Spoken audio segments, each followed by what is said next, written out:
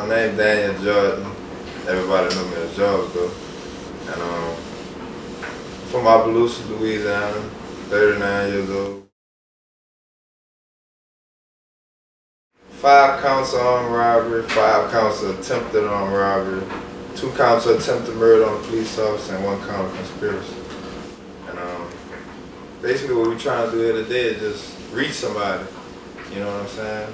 And you know, maybe we can help others, you know what I'm saying, through my trials and tribulations, you know. But basically, you know, I'm just here to help, man. Tell me this, like, what was your initial thoughts like when you was going through your trial or your court dates? Like, how did you feel? What, like, when you was going through that time, what type of mental state were you in? Man. I mean, I went in the door mentally messed up. For the simple fact, I was supposed to be getting 20 years instead of 40 years.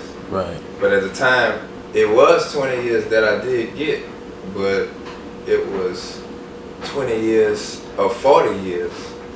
Instead of them telling me that I had 40 years and I was going to do 20, they told me I was going to get 20 years. So from the gate, I kind of like, you know, my mental state of mind was like, you know, this is a journey. You know what I'm saying? I got a long ride. Because you done messed over me from the word say go.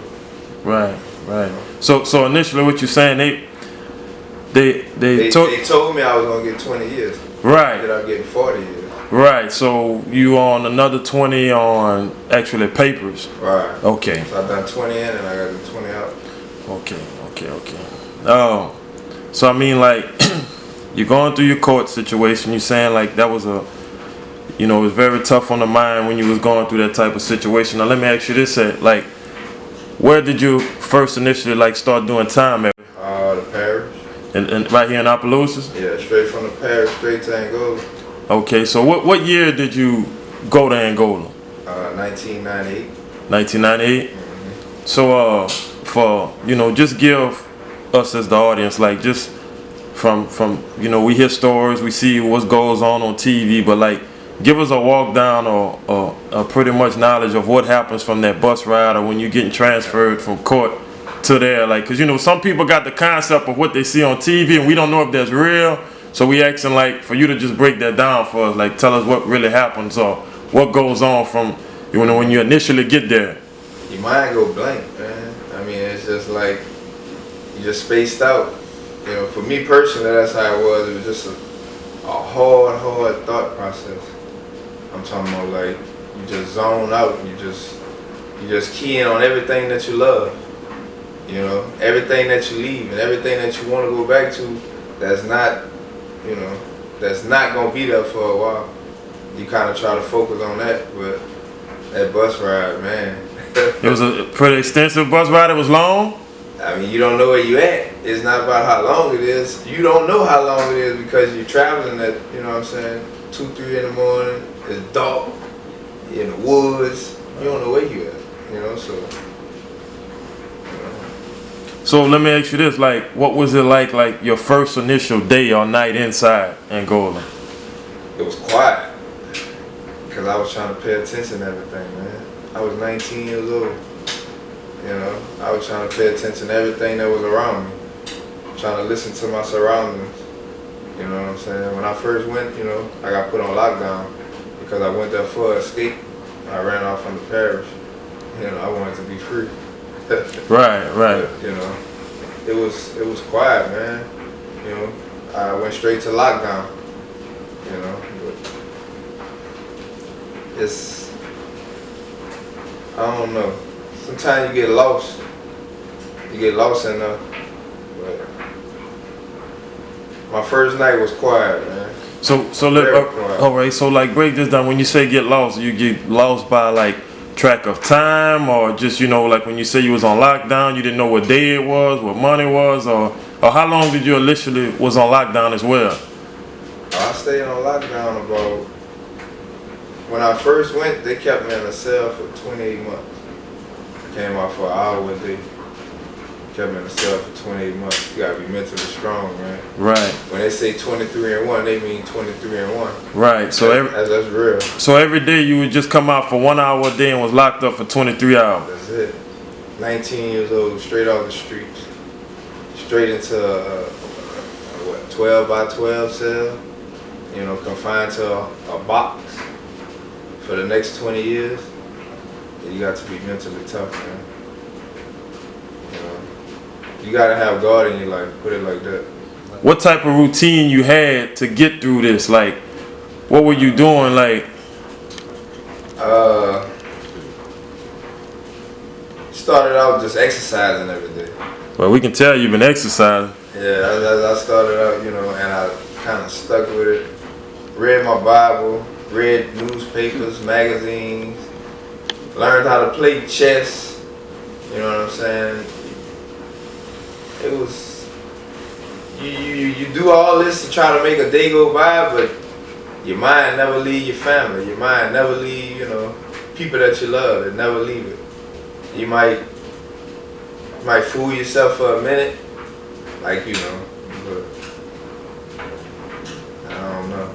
Kind of going back to when I first went in, just thinking about it, because I never really gave it no thought. Like when I first got in, how it was. You know, I kind of let the days do themselves. And I just sit back and just, you know, come up with something to just make a day go by, man. That's a long ways to look down the road. Right. From the first day, and you looking towards, you know, I gotta do 20 years, man. You know you gotta do these 20 years, or you can't make it home. Just trying to imagine that it's like almost like, you know, crazy. But from the first day I went in there, I knew I was coming home, bro. I'm talking about from that very first day, I knew I was coming home. I never accepted jail as being my home. What kept you motivated while inside? Because that's a long road, like, you know, a lot of friends. It kept me motivated, man. That's what got me through this. Little letters, you know, little phone calls. Ain't gotta even be, you know, we get 15-minute phone calls. You know, but that's what keep you going, man. That's what kept me going. All the people I love, that's the only thing keep you going. Everything else is just a pastime. You know, the real life about it, you know, just your family. That's what keep you strong, man. Your family. Simple stuff. Little thank you letters. Little hey, how you doing letters. You know, one line on the page. You know, that make a man strong in prison, man. What's some of the do's and don'ts like when you're in the prison life? Like, what's the do's and don'ts? Because I know in a lot of areas, different states, they might have politics, but you know, just inside of like your journey, like what's some of the do's and don'ts on the prison life? Man, when I first got to prison, the dues wasn't really given to me, but the don'ts were. You know what I'm saying? The don'ts was don't gamble. You know, don't get caught up in homosexuality. Don't steal. You know, just kind of like almost like the 10 Commandments, you know what I'm saying, but vice versa, you know. And they don't give you the dues, you do as you please, but don't do those things. Those are the things that'll get you caught up in prison. Right. You know, drugs, gambling, homosexuality. You stay away from that, you good. You know, but because you see, a lot of people have the conception of, you know, they watch these movies, they see what's on TV, so everybody just feel like what they see on TV actually what happened. So, you know, a lot of people like, and you know, I hate to say this, but a lot of people feel like, you know, if they timid, they might get raped, they might have personal problems where people might extort them. That's true. That's if you timid, you will get raped. I mean, if you weak, you will get beat. You know what I'm saying? That's like one of the laws of the land. And you know what I'm saying? They will extort you if you weak. You know what I'm saying? They will take all your stuff. You know, especially in this day and age right here, it's just like an all-time high in prisons on juggings, you know, killings. You know, the world not gonna show you the mental part of it. The world gonna try to show you the movie screen part of it. You know what I'm saying? They gonna give you the edited version. Right. They're not gonna give you that raw version. You know, it's the mental. They can't show you that mental. You know, if I could put my mentor on a TV screen, you'll probably sit there and watch it all day. You know. So let me ask you this: like, what is the craziest shit or craziest things you ever seen happen? Like, what is one of the craziest things you ever seen happen in that?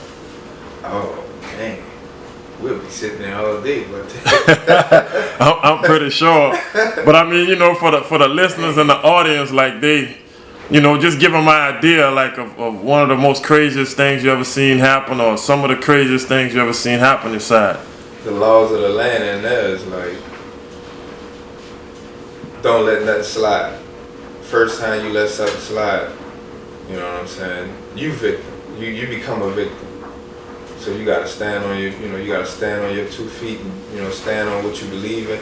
And you gotta stand on, not only do you have to stand on what you believe in, you gotta stand on the laws of the land also. So now you gotta combine your way with the laws of the land. Just to survive in your environment. You gotta survive. You wanna make it home, you gotta survive. You know? So pretty much what you saying, if two inmates do have a problem, the only way to solve it is by taking the other one's life, pretty much, on the laws of the land.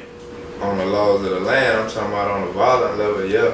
But I think you can solve anything just by sitting down like a man and just talking to a person. Correct. You know, but on the inside, that's a different ballgame. Like you know, we stated earlier, they just got different politics that they go by. Right. Jail political too. They got their little political ways inside of jail. You know, they got their little. I guess that's their pastimes. You know, they got their little thing that they got going on in there where they keep themselves occupied. As far as like political, what we call political inside of jail is like people that always, you know, into like to helping the CEOs. You know what I'm saying? Them the political cats. You know, all the ones that help the CEOs. You know what I mean? The correction office. You know what I mean? And those are the political people in prison. So let me ask you this: like, growing up, what was it like for you growing up? Like, what type of crew did you hang with? Like, what got you into the life that you in, or the decisions that you made? I had an awesome crew. I love my crew. I mean, I love all my dudes, man. I'm talking about every one of them that I came up under, every one of them that I came up with. I love all of them, man. And we had an awesome crew, man. We always had a family tie. You know what I'm saying? To our little growing up, you know, everybody went to each other's house. Everybody went to each other auntie, uncle's house. You know, everybody ate at each other's house, slept at each other's house. And you know, it's hard thinking about some of them because some of them, you know, I haven't seen to this day. But that's another story. But I had a wonderful crew. I had a wonderful upbringing, man. I had wonderful parents. Really? And I had a lot of parents. I didn't have just one or two parents. I had a lot of parents. I got like 3 moms. No, I lied. I had like about 10 mothers. You know what I'm saying? About 10 fathers. You know, my upbringing was wonderful. But I just tried to move too fast. I tried to become a man instead of enjoying life as a kid, as a teenager. I tried to go to the other side of the world. You know, I'm not gonna say being a man, because being a man is not taking a pistol and going to rob somebody and trying to kill the police. That's not being a man. You know. Now that I know that now. But to me, I was just gonna have fun. You know, robbing somebody, that was fun to me. I used to hear stories. I used to hear stories when I was small, man. That was fun, man. But I had a wonderful upbringing, man. I had wonderful parents. I'm talking about both sides of my family, my dad and my mother's side. I had wonderful parents. I'm talking about caring, and I'm talking about they raised me the right way. It was just I got into the street life, and it wasn't my crew. My crew we didn't like promote each other to be bad. We just were bad. You know what I'm saying? It was just, you know, I guess it's the bloodline. You know what I'm saying? We was just bad, man. And we was terrible, man. You know, we still holding it down. We still holding it down. So let me ask you this: how old were you when you first started getting involved in the streets? Like you initially like just jumped off the porch, or how old? I mean, without my parents knowing, man, I had to be about, man, I had to be about 11 or 12, man. I was selling weed in school. I used to bring weed in a little medicine bottle I used to get from the Mexicans. I was selling weed in school about 11 or 12 years old, gambling in the bathroom, man. So 11 or 12, like you were selling weed and gambling in the bathroom. Yeah, I hope my mama ain't watching this. You know what I'm saying? That's kind of way advanced for the normal 11, 12-year-olds back in the 90s. I traveled a lot, man. I traveled a lot with my mom. My mom had me, you know, everywhere when I was a kid. You know, so that kind of played it to my advantage. You know, because I was learning. I was more advanced than where I came from. And I was taking everything that I was learning in other cities and bringing it back to my crew. You know what I'm saying? So now we all like on a level, you know what I'm saying, beyond what everybody else on. You know, as youngsters, as kids, speaking as, you know, kids running around. You know, we was running around trying to get it. They was running around playing in the dirt. You know, and all that played a role in my situation, going to prison. But once you get inside, man, shit get real, man. Initially going in, you wasn't as big as you are now. Like, what was your workout regimen, and did you get big to kind of like, you know, so you can protect yourself or so you can move around how you wanted to? Like, because I know it's pretty much from what we hear or see, you know, they have big individuals in there. So like, what is the whole workout regimen? Do people get big because it's for protection, or? My whole plan with the workout thing, that's something I've been doing since I was a kid, man. I'm talking about even with the crew. You know what I'm saying? I would branch off and go lift weights in the backyard, or, you know what I'm saying, go in somebody's apartment complex when I was living in Houston and stuff, and go work out. But when I got in prison, the whole workout thing was just, it's a space I go, and, you know what I'm saying, it's my world, alone my world. You know, it just paid off, you know what I'm saying? But the workout thing for me is a private space. You know, for others, it may be to get big to protect themselves, or it may be to get big, you know what I'm saying, to look good for individuals around you. But for me, it was a personal, private space where I went to clear my head and gather my thoughts. You know, but in the process, I just, you know, took advantage of it. Give a message, or what would you tell to the youth or the younger adolescents that's out here that thinking that, you know, it's cool to carry a gun all the time, or to shoot this individual, or to rob this, or, you know, like being on your path of life that you've been on like the past 20 years, like, you know, give them some type of encouragement or advice that you would try to tell them to not take that path, though. From my personal experience, what I always try to tell the youth, you gotta love your mother. You gotta respect your mother. You know, no matter what y'all go through, you gotta respect her, you gotta love her. You know, you gotta respect your father also, you know, because a lot of our fathers play major roles in our life. You know, me and my brother, we didn't have our father. You know, we lost our father when we was babies. You know, our father committed suicide. You know, we had to deal with that growing up, you know.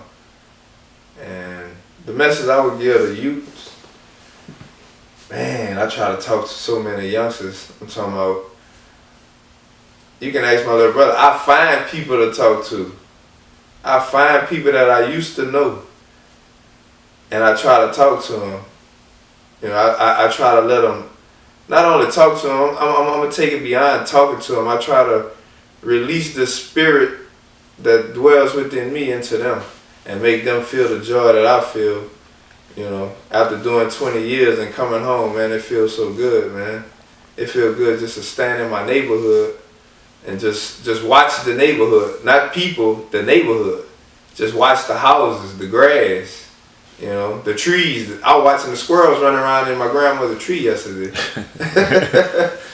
I thought about going and get my BB gun. I gotta kill them. That's what I normally do, you know. But the message I would give the youngsters, man, follow your parents' instructions. You know, no matter how hard you might think it is to do so, you know, follow their instructions. Instead of looking at the dude on the corner and thinking that it's cool for him to do what he's doing, go ask him why he doing what he's doing. Walk up to him and ask him why he doing what he's doing. Ask that same person that you look up to, why are you doing what you're doing? What makes me want to do what you're doing? You know, help me. If you can't talk to your parents, go walk outside and look at the dude on the corner and go ask him, hey man, look, can you help me, man? You might feel like you can't talk to your parent, but you might feel like I can talk to him. You want to be like him? Go talk to him. Go ask him all the questions that you can't ask your parents. You know, but keep it on a positive note. Tell him give you the other side of the game. Tell him don't give you the side of the game what you see him out there doing. Tell him give you the other side of the game. What's gonna happen when you get caught? You know, where you gonna end up? Will you see your mama again? Will you see your daddy again? Will you see your kids again? Because you're not going to see them. You're going to see them when they let you see them. Other than that, you're not going to see them. So the message I would give them is enjoy being a kid, man. Enjoy the life of being young. Enjoy the life of going back to school. Enjoy the life, you know, of just being a kid. Don't try to be nothing. Don't try to be a man. Be a kid. You know, 'cause I wish I could go back and do some of the kiddie things that I used to do. But I can't. And, you know, even though I want to, I can't. You know, I got to move forward in my life. So, closing statement, like, since you've been home, like, you know, what's something that you have to watch out for, or maybe situations you experienced since you've been out that can probably, you know, put you in a hazard to go back or being locked up again? Oh, man. This is crazy. Because the situations that you could be put in, you would never imagine you could be put in those situations. You know, it's I don't know, man. I went through a situation the other day. It's kind of hurtful. You know, even speaking on it. You know, I could have went back to prison off of something that I have no clue about, nothing. You know, it didn't have nothing to do with me, but I could have went back to prison for 20 years. I could have, because I'm on parole for 20 years, I could have went back to prison, not knowing that I was headed back to prison so easily. And that's kind of the reason why I asked you that, because a lot of times we be on TV, we see on TV like a guy come out of jail and they might be in a certain situation, and us as corporate America or certain individuals, we really don't be knowing the story. All we go is off what, you know, TV shows or the cop shows or, you know, potential situation. Like if a guy's in the car with his homeboys and the homeboy has drugs or whatever it may be, from, you know, reliable sources, we hear that sometime that they saying, okay, the individual might say the drugs wasn't his. But, you know, I hear a lot of times that the cops automatically just say, okay, even though it's not yours, being that you're in this situation, you're going back to jail anyway. Like, is that true? Or, you know, like, what's your thoughts on that? I mean, yeah, it's true. You most definitely. You asking me, are you going back to jail? No, I'm asking, like, is it true that what we see from corporate America side on being on also on TV, when individuals be in certain situations, you know, because the first thing we see is, oh, they're guilty. They that was their drugs in the car. That was their gun in the car. But not knowing that actually it wasn't his. Right, because we on the outside looking in. We wasn't in the car. I was just put in a situation exactly like what you know what I'm saying, you explaining, and just put it like this. Let me run the situation down, y'all. Y'all know I just came home, 20 years I just came home, and I basically picked up a family member to go get something to eat, and I got pulled over by the cops, and I didn't know that my family member had a gun.